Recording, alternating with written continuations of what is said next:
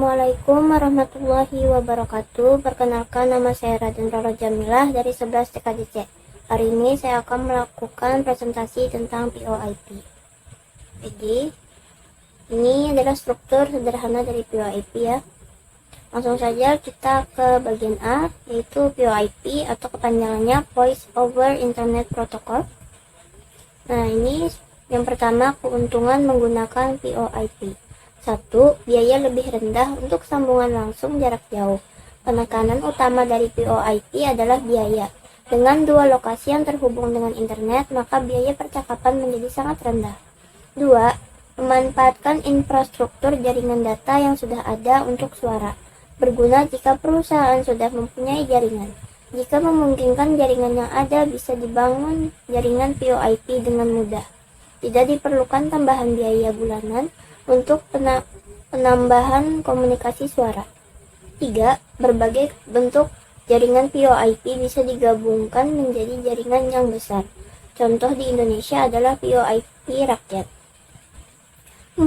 Penggunaan bandwidth yang lebih kecil daripada telepon biasa. Dengan majunya teknologi, penggunaan bandwidth untuk voice sekarang ini menjadi sangat kecil. Teknik pemanfaatan data memungkinkan suara hanya membutuhkan sekitar 8 kbps bandwidth. 5. Memungkinkan digabung dengan jaringan telepon lokal yang sudah ada. Dengan adanya gateway, bentuk jaringan POIP bisa disambungkan dengan PABX yang ada di kantor. Komunikasi antar kantor bisa menggunakan pesawat telepon biasa. 6. Variasi penggunaan peralatan yang ada, misal dari PC sambung ke telepon biasa, IP phone, handset. Oke. Kalau ada keuntungan, mestilah ada kekurangan. Jadi ini yang kedua, kekurangan menggunakan POIP. 1. Kualitas suara tidak sejernih jaringan PSTN. Merupakan efek dari kompresi suara dengan bandwidth kecil, maka akan ada penurunan kualitas suara dibandingkan jaringan PSTN konvensional.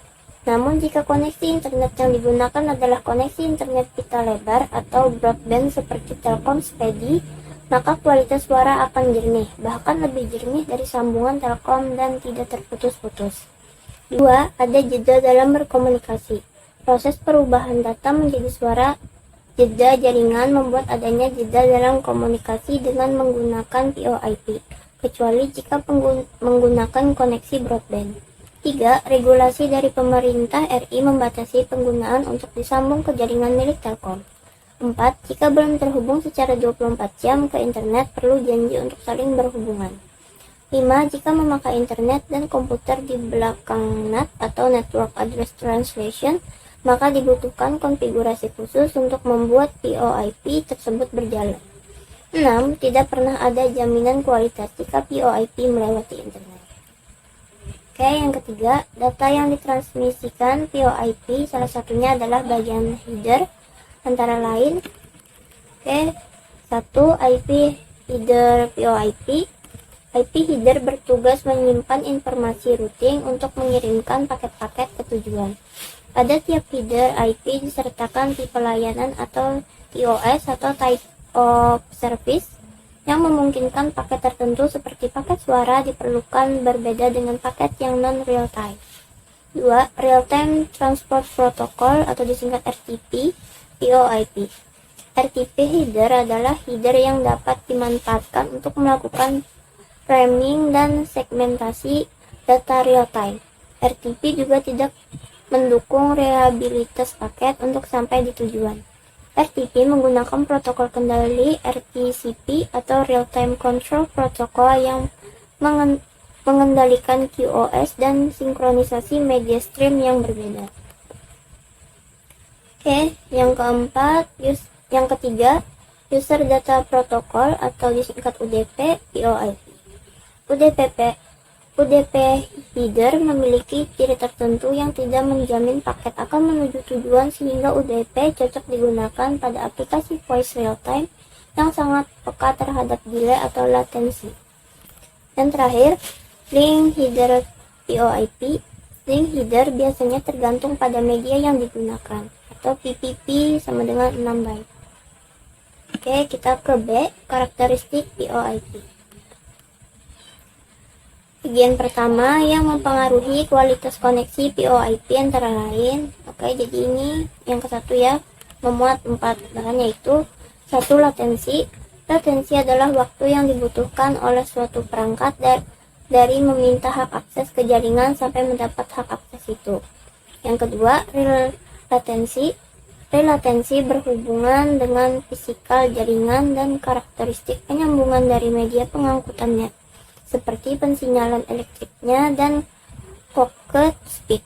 Juga berhubungan dengan RTT atau round trip time selama ditransmisikan dari sumber ke tujuan melalui berbagai perubahan kecepatan transmisi.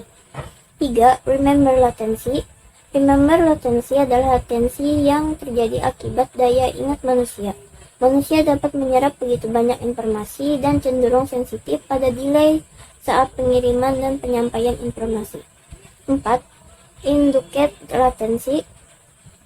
Induced latency adalah delay yang terjadi akibat delay antrian pada peralatan jaringan. Misalnya Ethernet card router, delay proses pada end system, dan kongesti lain jaringan antara sumber dan tujuan. Pada jaringan yang cukup besar, delay antrian tidak dapat ditangani secara baik, misalnya penggunaan metode antrian yang berbeda pada tiap router.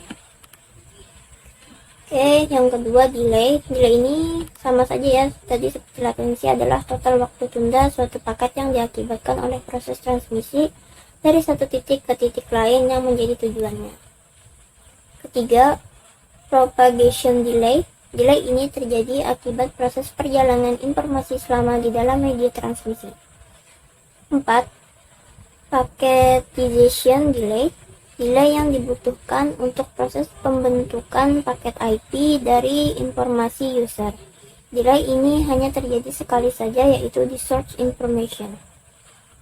Oke, yang kelima, processing delay. Delay ini dibutuhkan oleh perangkat jaringan dalam melihat rute, mengubah header, dan tugas switching lainnya.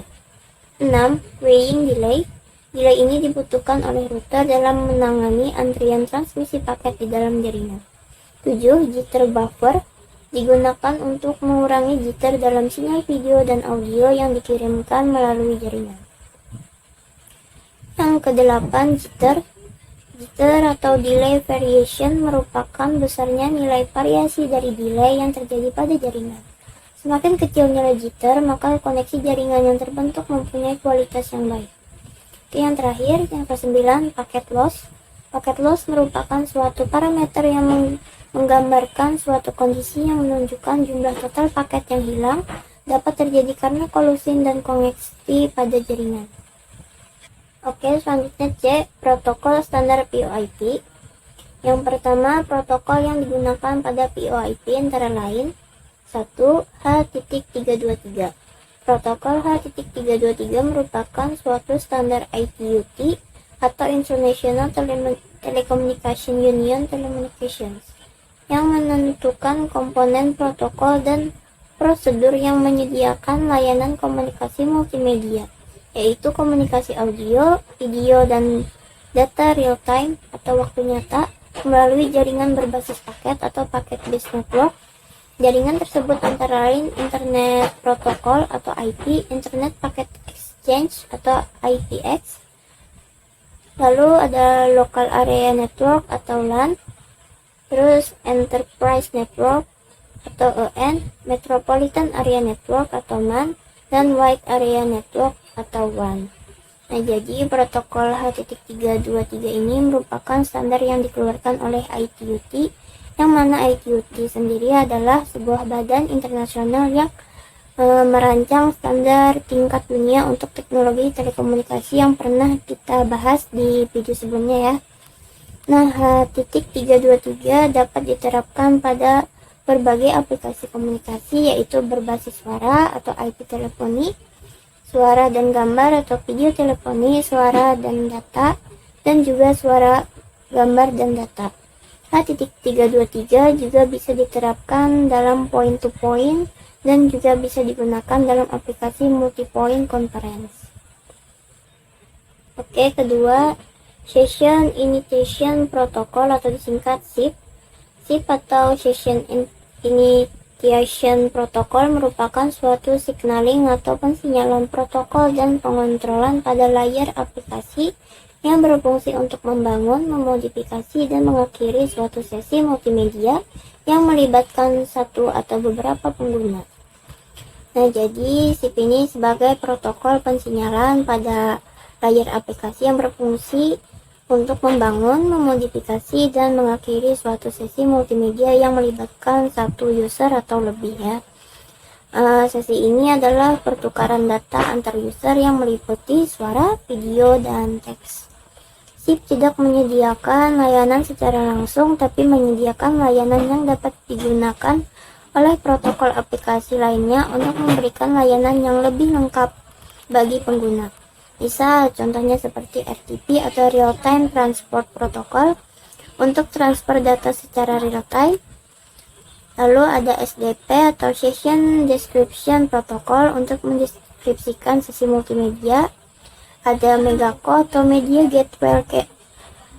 Gateway Control Protocol untuk komunikasi, dan ada PTSN atau Public Switch Telephony Network. Dengan demikian, fungsi dan operasi dasar SIP tidak tergantung pada protokol-protokol tersebut. SIP juga tidak tergantung pada protokol layar transport yang digunakan. Oke, selanjutnya 3. Session Description Protocol atau disingkat SDP. IETF Session Description Protocol atau SDP merupakan protokol yang mendeskripsikan media dalam suatu komunikasi. Tujuan protokol SDP adalah untuk memberikan informasi aliran media dalam satu sesi komunikasi agar penerima yang menerima informasi tersebut dapat berkomunikasi. 4. Media Gateway Control Protocol atau disingkat MGCP. Media Gateway Control Protocol adalah protokol komunikasi, sinyal, dan kontrol panggilan yang digunakan dalam sistem telekomunikasi Voice over IP atau VoIP. Ini mengimplementasikan arsitektur protokol kontrol gateway media untuk mengontrol gateway media yang terhubung ke jaringan telepon umum atau PSTN. Gateway media menyediakan konversi media elektronik tradisional ke jaringan internet protokol atau IP.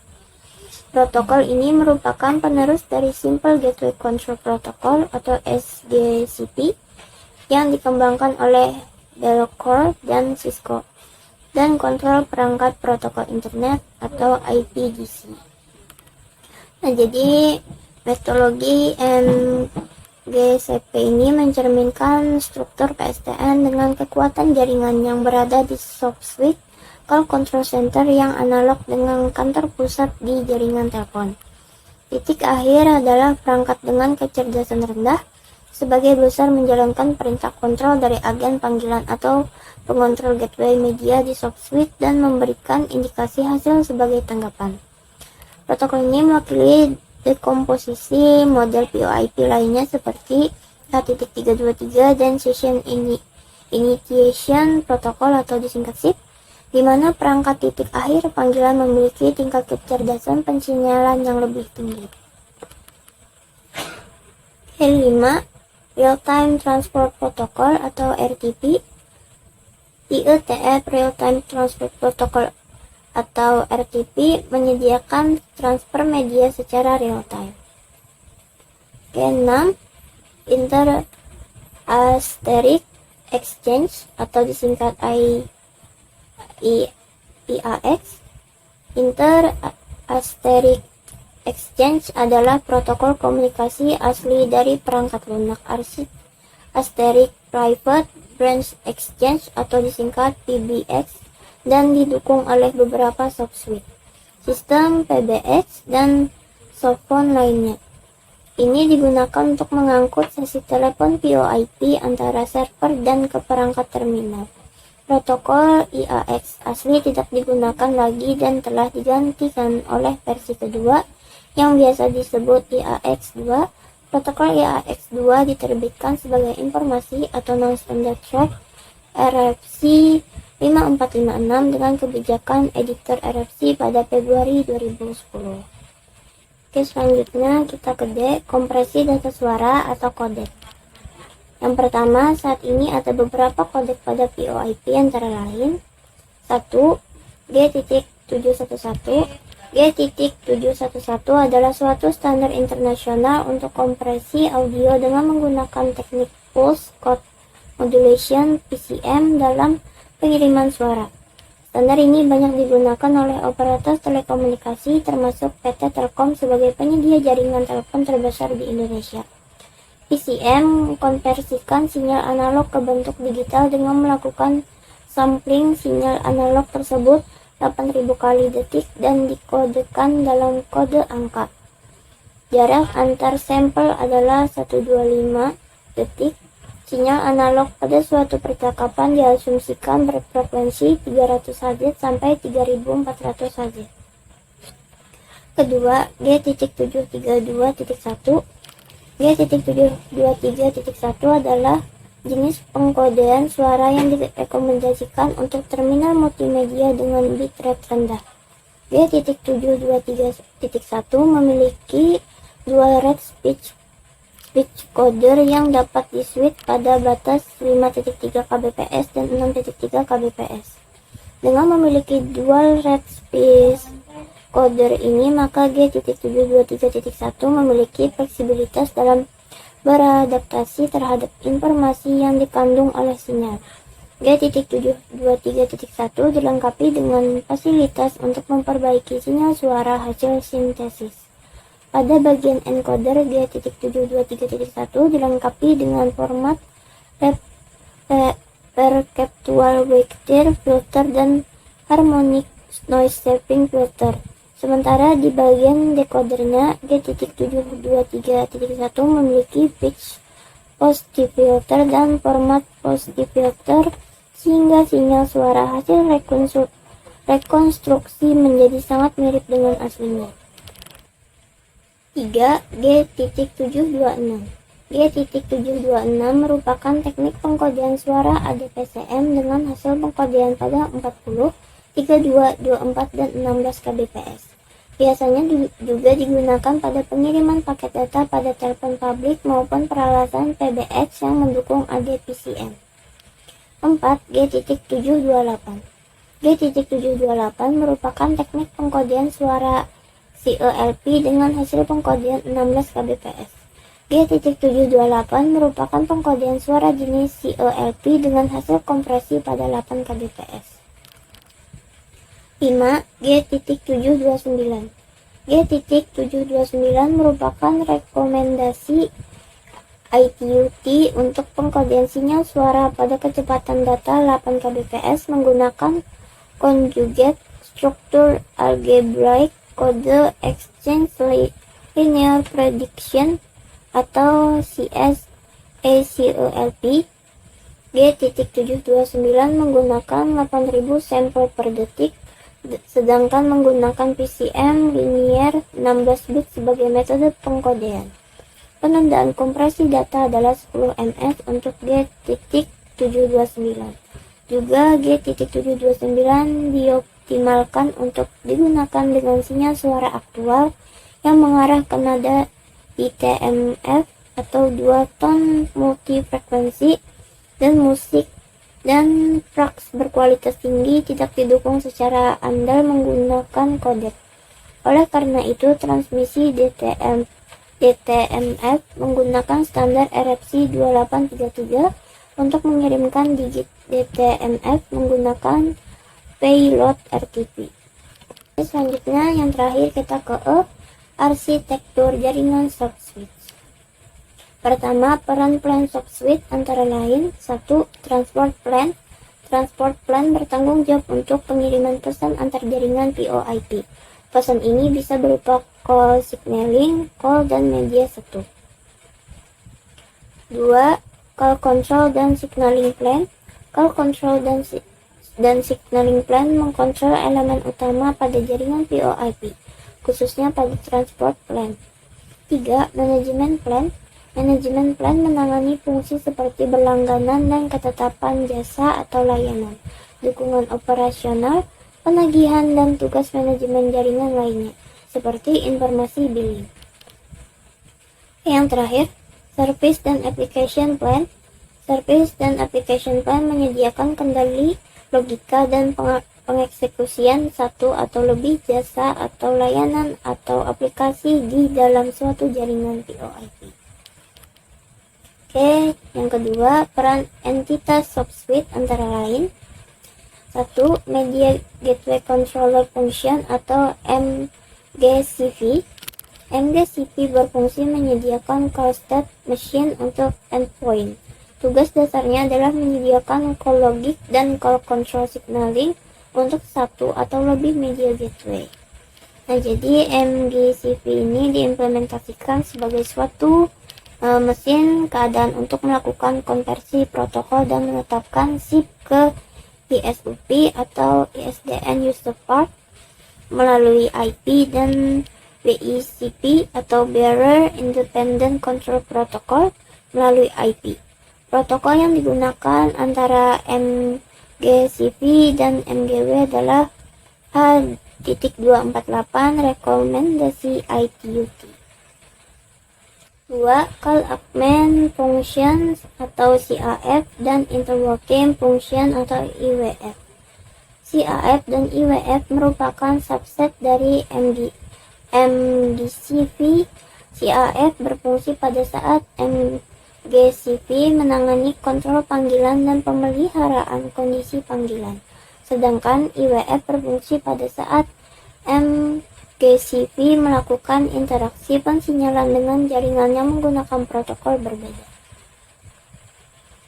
3. Routing Function atau RF dan Accounting Function atau AF. Routing Function atau RF dan Accounting Function atau AF. RF menyediakan informasi routing panggilan untuk MGCP, sedangkan AF mengumpulkan informasi accounting panggilan untuk tujuan billing. AF juga mempunyai peran yang lebih luas, yaitu melakukan fungsi authentication, authorization, dan accounting atau AAA functionally dalam remote access network. Peran utama dari kedua fungsi tersebut adalah untuk memberi respon atas permintaan dari MGCP, menyampaikan panggilan atau informasi accounting kepada terminal endpoint atau MGC lain atau layanan atau ASF. 4. SIP Proxy Server Function atau SPSF. SIP Proxy Server Function kebanyakan implementasi dari RF dan AF adalah berupa SIP proxy server. Oleh karena itu, ISC mengakui pemisahan SPSF. 5. Signaling Gateway Function atau SGF dan Access Gateway Signaling Function atau AGSF. SGF menyediakan sebuah gateway untuk signaling antar VoIP network dan PSTN, baik itu SS7 atau TDM maupun BICC atau ATM based. Untuk wireless mobile network, SGF juga menyediakan sebuah gateway untuk signaling antara IP-based mobile core network dengan PLMN yang berdasarkan SS7 atau TDM atau BICC atau ATM. Untuk wireless mobile network, AGSF juga menyediakan sebuah gateway untuk signaling antar IP-based mobile core network dan PLMN yang berdasarkan pada TDM maupun ATM. 6. Application Server Function atau ASF. ASF merupakan aplikasi dari execution entitas. Fungsi dasarnya adalah menyediakan layanan logik dan melaksanakan satu atau beberapa aplikasi dan atau service. 7. Service Control Function atau SCF. SCF pada ketika ASF Control melayani fungsi logik. ISC terpisah dari Service Control Function atau SCF. Contoh SCF protokol yaitu meliputi INAP, CAP, dan MAP. Open APS termasuk Gen dan Parley. 8. Media Gateway Function atau MGF. MGF merupakan interface IP network dengan sebuah akses endpoint atau network trunk, atau sebuah kumpulan endpoint dan atau trunks. MGF melayani sebuah gateway antara paket dengan jaringan luar, seperti PSTN, mobile network, dan lain-lain. Sebagai contoh, MGF seharusnya menyediakan gateway antara IP dengan circuit network, contoh IP untuk PSTN, atau antar dua paket network, contoh IP untuk 3G atau ATM. 9. Media Server Function atau MSF. MSF menyediakan media manipulasi dan melakukan packetized pada alur media untuk kepentingan beberapa aplikasi. Fungsi dasarnya adalah untuk mengoperasikan sebuah server yang menghandle permintaan dari ASF atau MGCF untuk melakukan media processing pada packetization media stream. Oke, sekian dulu materi dari saya. Jika ada salah-salah kata dalam penyampaian materi ini, saya minta maaf. Terima kasih. Wassalamualaikum warahmatullahi wabarakatuh.